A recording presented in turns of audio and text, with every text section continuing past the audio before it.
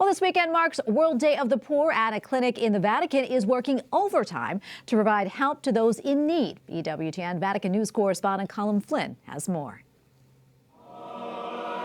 Sunday, November 19th, marks the 7th edition of the World Day of the Poor.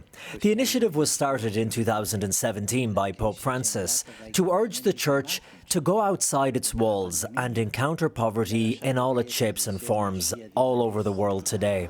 During the week leading up to the World Day of the Poor, the Madre di Misericordia Clinic, a facility located next to St. Peter's Square, offers special medical care to the poorest, as explained to EWTN News by the hospital's manager, Dr. Massimo Ralli.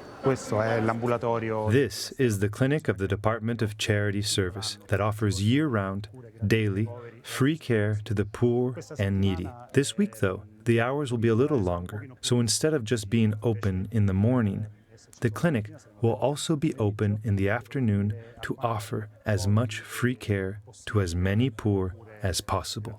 The team in charge of this healthcare consists of a group of 50 doctors and nurses who are all volunteers. In the morning after a briefing, the nurses, doctors and practitioners go to the various rooms, and each room is dedicated to a specialty.